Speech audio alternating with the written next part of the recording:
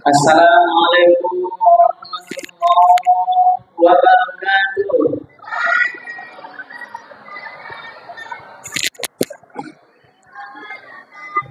Alhamdulillahirabbil alamin alladzi anzala as-sakinata fi qulubil mu'minin. Asyhadu an la ilaha illallah wahdahu la syarika lah wa asyhadu anna Muhammadan abduhu wa rasuluh sallallahu alaihi wasallam la nabiyya ba'dah. Wa qala Allahu ta'ala fil Qur'anil Karim أعوذ بالله من الشيطان الرجيم بسم الله الرحمن الرحيم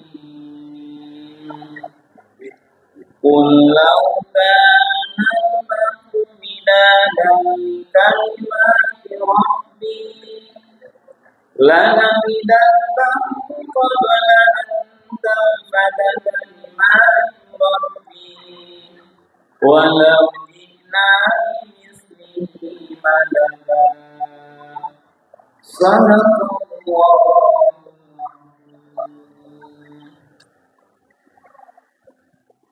Bapak dan Ibu hadirin kaum muslimin yang dimuliakan Allah, pertama ketua tim Ramadan, ketua pengajaran beserta seluruh rombongan yang tidak akan pulang lagi satu persatu di Ramadan. Kemudian Bapak Camat juga beserta rombongan, Bapak Tadi beserta seluruh perangkat, Bapak Ibu pengurus masjid, hadirin hadirat yang hadir di masjid kita yang penuh berkah pada malam hari ini. Marilah terlebih dahulu kita kembali mengucapkan kalimat puji dan syukur alhamdulillah. Segala puji bagi Allah semesta alam karena pada malam Ramadan yang ke-17 ya Bapak, malam ke-17 itu sebagaimana juga disampaikan Bapak Ketua kita tadi, alhamdulillah kita berada di malam yang mulia, malam diturunkannya Al-Quran pada bulan Ramadan, malam peringatan nuzul Al-Quran. Alhamdulillah kita semua yang hadir masih diberikan nikmat kesehatan, nikmat kesempatan, nikmat kemudahan sehingga kita masih bisa melanjutkan qiyam Ramadan kita dalam keadaan baik. Mudah-mudahan seluruh apa yang kita lakukan dengan ikhlas di rumah tadi, mendirikan amalan-amalan qiyam Ramadan diterima dan dibalas oleh Allah Subhanahu wa taala dengan pahala yang berlipat ganda. Amin ya rabbal alamin. Kemudian salawat salam kita doakan kepada Allah semoga disampaikan kepada Nabi kita Nabi Muhammad sallallahu alaihi wasallam yang telah meninggalkan Al-Qur'an dan Sunnahnya sebagai pedoman hidup kita bersama.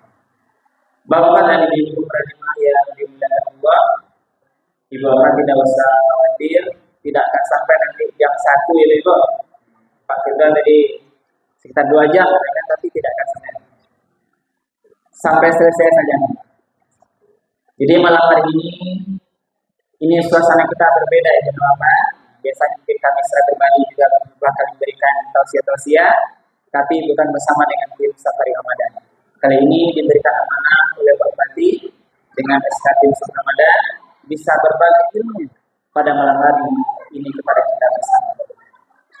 Mengawali tausiah kita yang bermanfaat, tadi kami rujuk Al-Quran surat Al-Kahfi ayat 109. Ayat ini benar-benar menggambarkan kepada kita betapa luasnya ilmu. Maka kita perlu terus menggali, menuntut, mencari, belajar tentang ilmu-ilmu. Tidak boleh puas dengan ilmu yang kita miliki, karena amat luas cakupannya. Bagaimana luasnya itu digambarkan dalam ayat ini? Allah berfirman, "A'udzubillahi minasyaitonir rajim. Bismillahirrahmanirrahim." Qul, katakanlah Muhammad, "Lau kana al-bahru midadan li kalimati rabbi sekiranya lautan dijadikan tinta untuk menuliskan kalimat-kalimat Tuhan, menuliskan hikmah-hikmah dari Tuhan, menuliskan ilmu-ilmu dari Tuhan. Nah, ini berapa? Seandainya air lautan itu jadi tinta untuk menuliskan betapa luasnya ilmu Allah, hikmah-hikmah, pelajaran-pelajaran dari Tuhan. Tuhan itu kata Nabi Muhammad, la nafidal bahr, maka habislah lautan itu qabla an tanfada kalimatu rabbi, sebelum selesai menuliskan kalimat-kalimat Tuhan itu. Walau ji'na bimislihi madada, walaupun didatangkan kembali air lautan yang sama 2 kali lipat untuk kembali menambahkan, menuliskan kalimat-kalimat, menuliskan ilmu-ilmu Allah, tetap tidak akan cukup. Berarti ini menggambarkan betapa tingginya ilmu, betapa luasnya dari semua segi. Ilmu agama, sebutlah ilmu umum, apa saja berapa, ini digambarkan. Maka disuruh paham, memahami berapa, bahwa sebenarnya kita ini adalah orang yang kecil, orang yang punya ilmu sedikit. Dan itu pun sering dalil dikatakan, wa ma utitu minal ilmi illa qalila. Dan aku tidak memberi ilmu kepada engkau kecuali hanya sedikit. Jadi sepandai-pandainya barang nanti ilmuwan dengan bidang spesialisnya ibu dapat, sebenarnya dia masih punya sedikit. Makin digali ilmu kok, makin terasa kebodohan kita. Makin tahu terhadap suatu hal, makin senang tahu kita betapa kita adalah orang yang lemah dan jahil atau bodoh dalam sebuah ilmu. Maka malam hari ini kami ingin ibu dapat di bulan yang mulia ini mengkaji sebagian ilmu agama tentang nuzul Quran. Nah,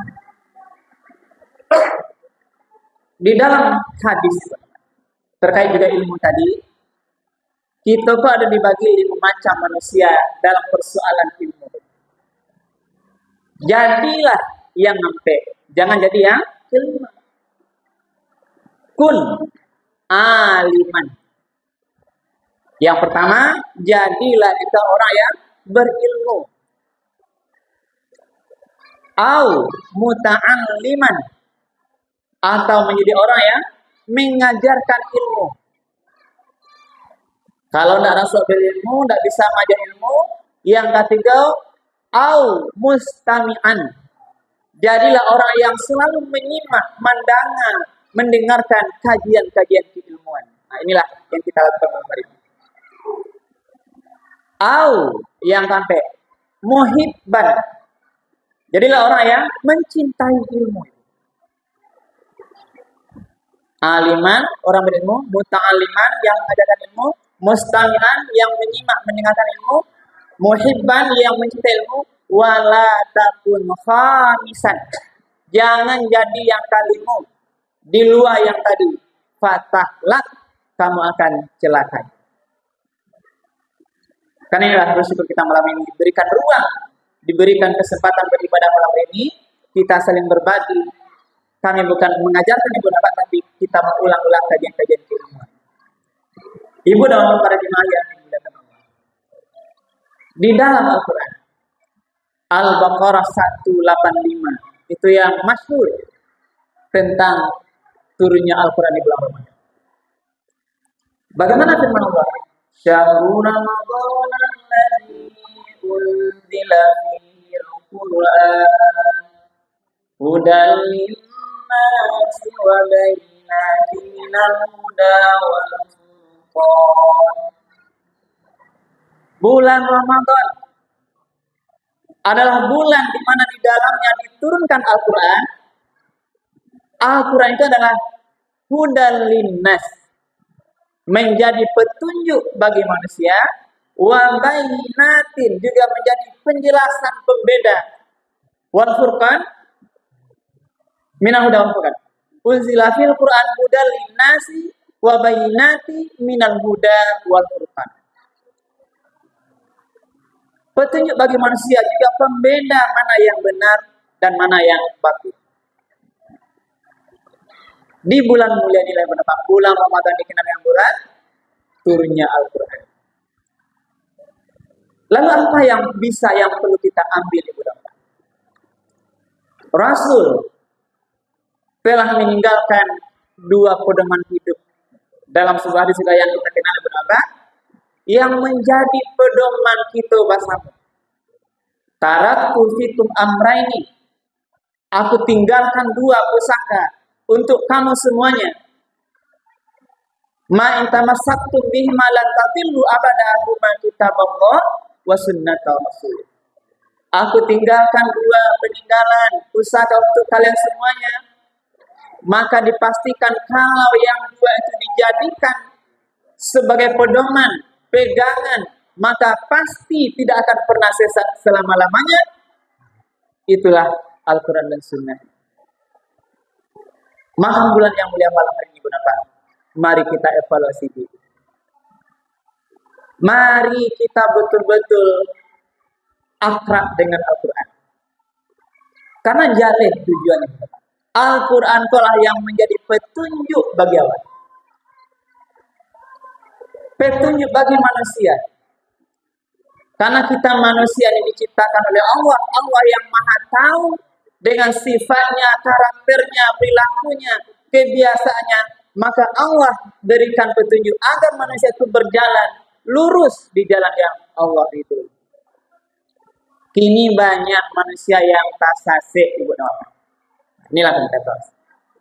Banyak manusia tersesat, yang terlupa, yang melakukan perbuatan-perbuatan yang dilarang oleh Allah Subhanahu wa Ta'ala. Dari seluruh segi kita lihat.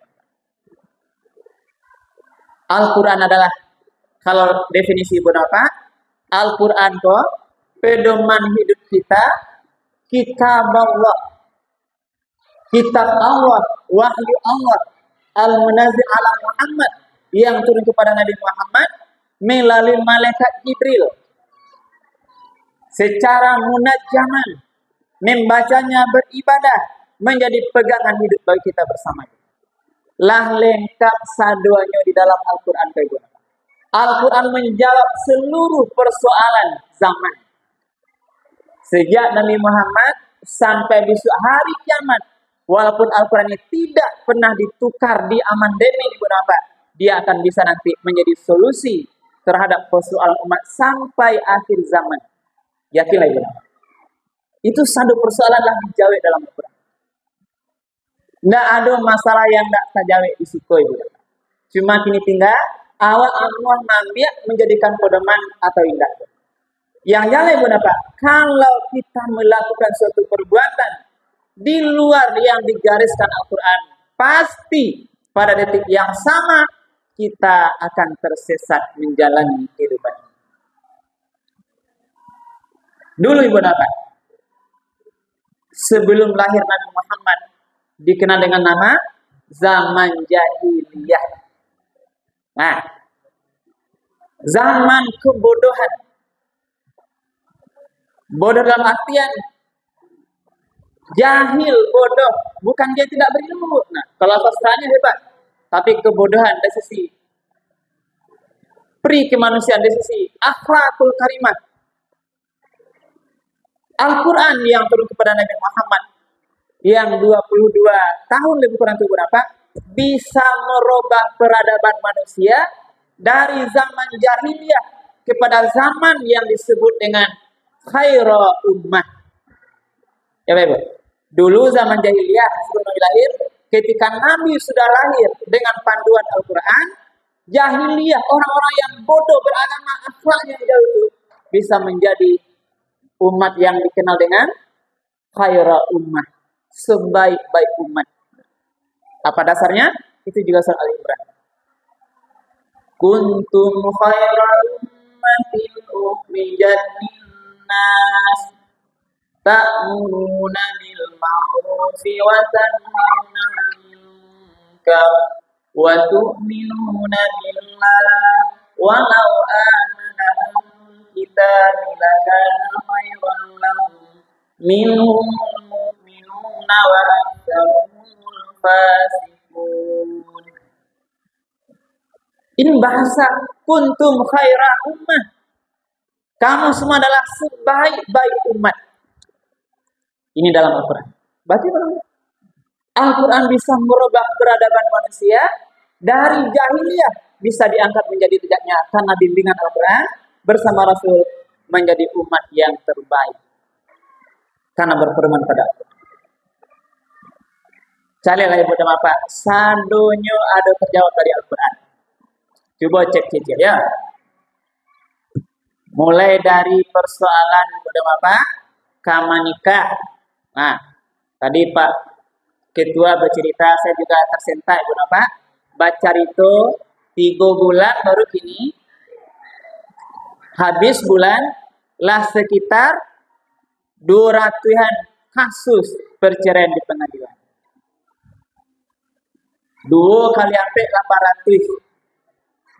Setahun 365. Berarti rata-rata kini berapa? Dalam sehari ada 2 peristiwa perceraian.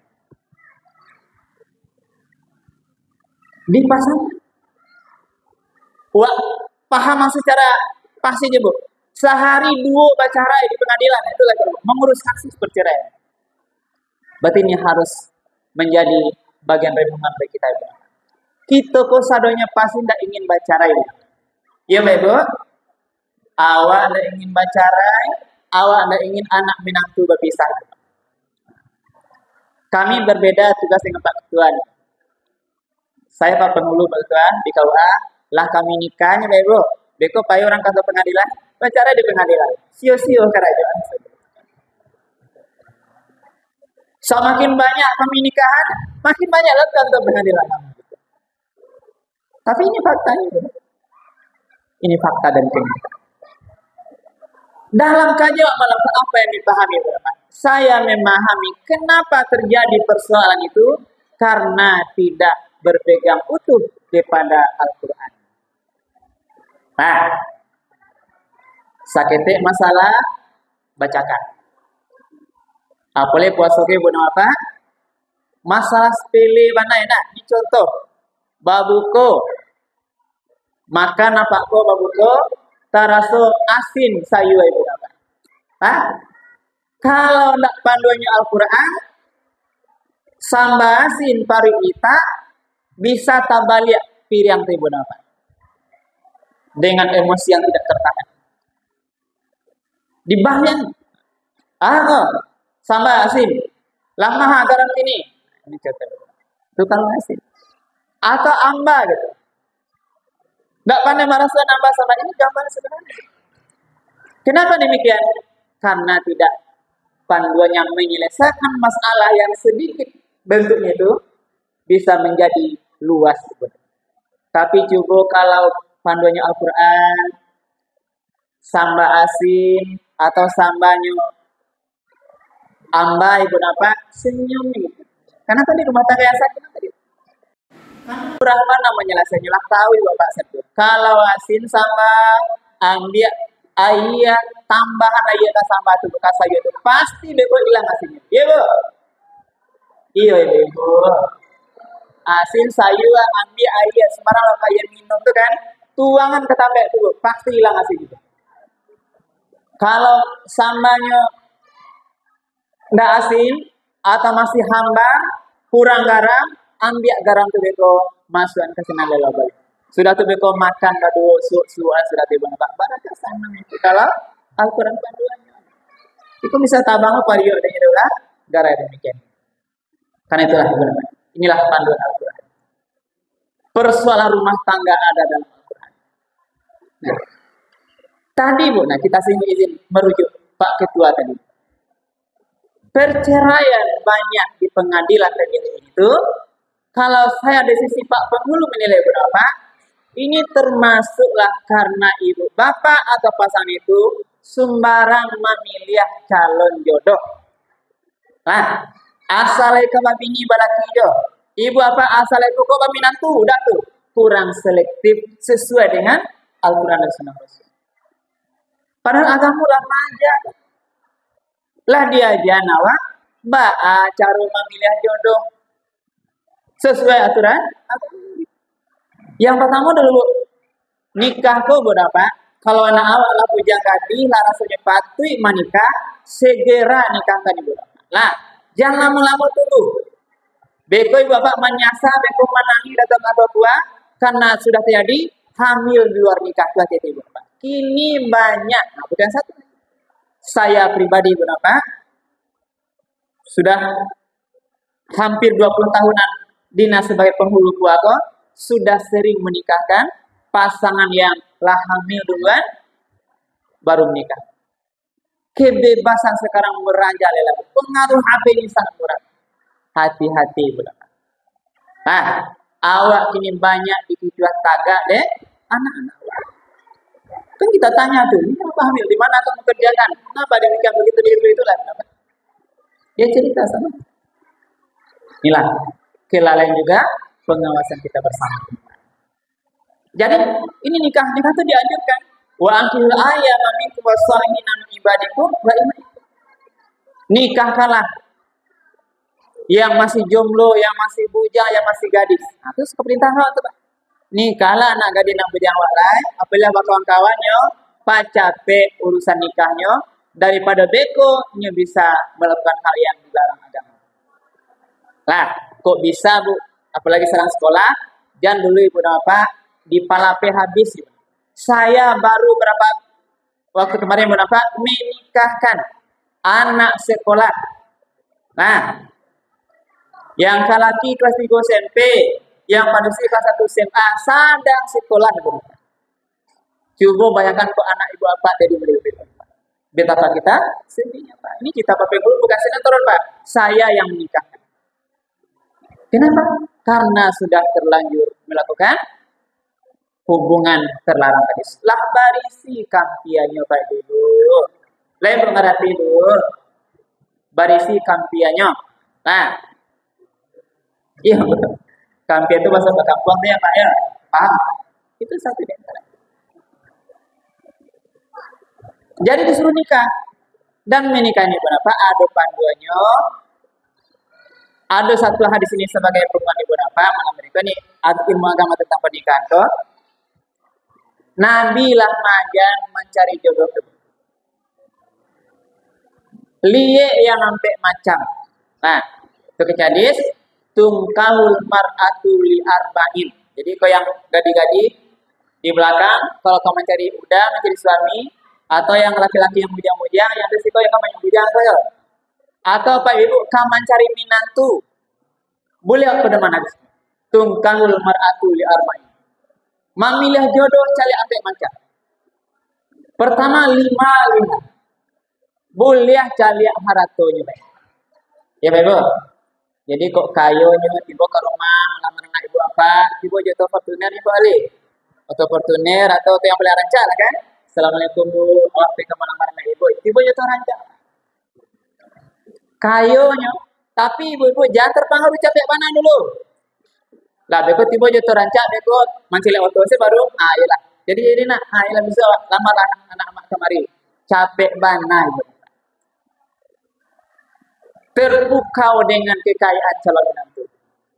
Padahal kadang-kadang lo foto yang tipe itu foto rental lo menyebut. Jadi boleh lihat, boleh lihat kekayaan.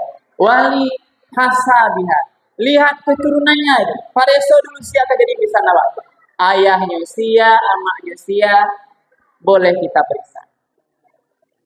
Wali jamal ya, boleh kita lihat kepada bentuk rupanya rancak, gagah, atau cantiknya.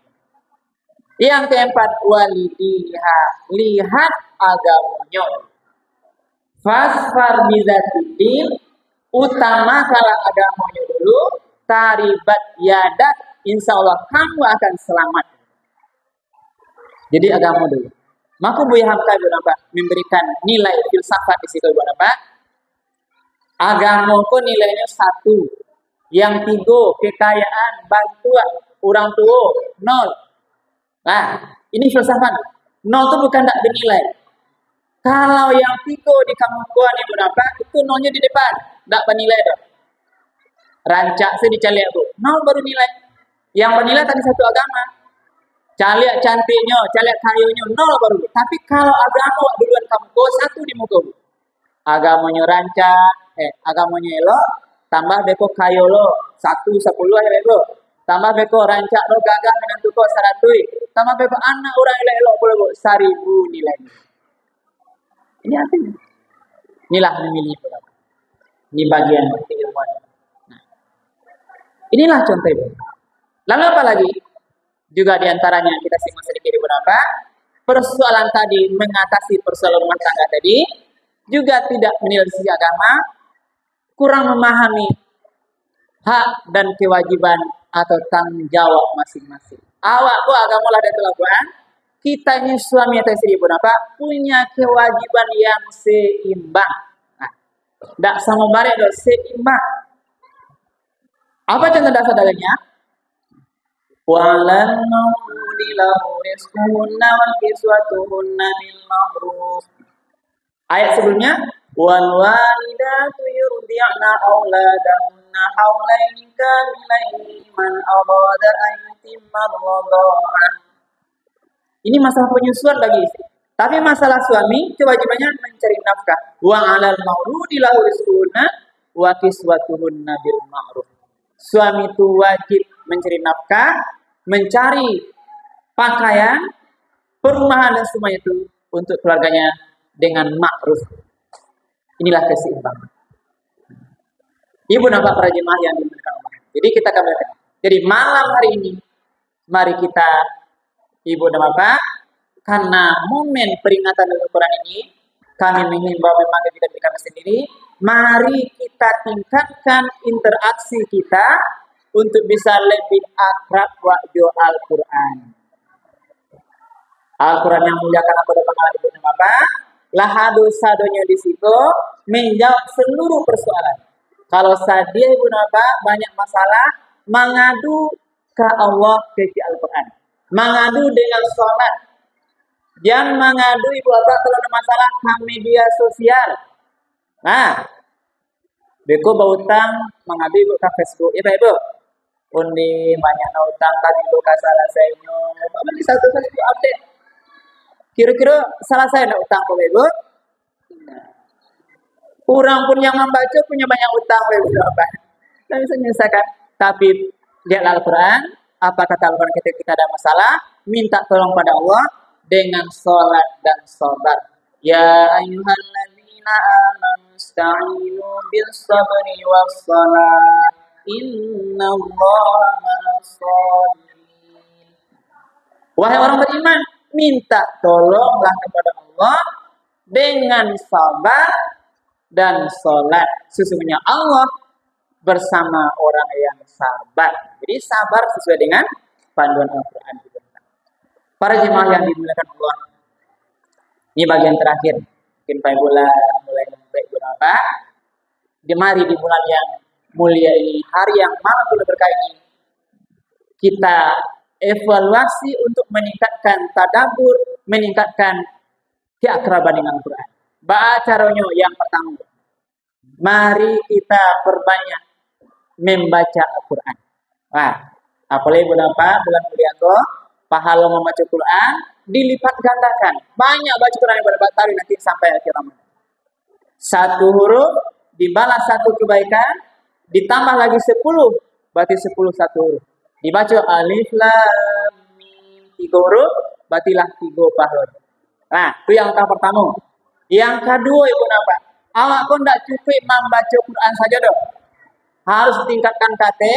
Mari juga kita lihat apa terjemahan Quran itu. Karena Al-Quran itu bukan bahasa wak di kampung lintang. Ya tak dulu. Tidak bahasa wak, maka harus cari terjemahan. Terus naik ke atas. Kita juga harus banyak belajar penafsiran Al-Quran itu. Karena terjemahan kadang-kadang tidak sesuai dengan penafsirannya. Wak pedalam. Yang keempat, mari kita tentu beramal sesuai dengan ilmu penafsiran Al-Quran. Yang terakhir, Ibu Bapak, mari kita beramal dengan Al-Quran, dan juga yang terpenting adalah mari kita terus menambah hafalan Al-Quran. Nah, jadi kini kalau sholat jangan sampai Ibu Bapak itu baca hafalan awal. Dari subuh, zuhur, asar, maghrib, isya, yang baca pandai hanya 30 itu saja. Qul huwallah, qul a'udzu birabbil falaq, qul a'udzu binas. Wah, tingkatkan terus, Bu. Walaupunlah cuma tidak ada waktu batasan itu, terus menghafal Al-Quran. Mudah-mudahan beberapa Al-Quran yang kita hafal ini nanti betul-betul bisa menjadi syafaat bagi kita nanti di akhir kelak, membawa kita nanti menuju surganya Allah Subhanahu wa taala. Orang yang hafal Al-Quran, anak-anak yang hafal Al-Quran nanti akan memberikan mahkota kepada kita, Ibu Bapak, mahkota di surga nanti. Mudah-mudahan kitalah orang yang akan mendapatkan mahkota di surga karena Al-Quran yang akrab dengan kita, Ibu Bapak. Demikian mungkin dapat kami sampaikan pada malam hari ini. Terima kasih untuk semuanya. Banyak maaf Pak Ketua, seluruh tim, Ibu para jemaah. Kalau ada suatu hal yang kurang berkenan, mudah-mudahan semuanya diridhai Allah Subhanahu wa taala. Kami akhiri. Subhanallahi wa bihamdika asyhadu an la ilaha illa anta astaghfiruka wa atubu ilaik. Billahi taufiq wal hidayah. Wassalamualaikum warahmatullahi wabarakatuh.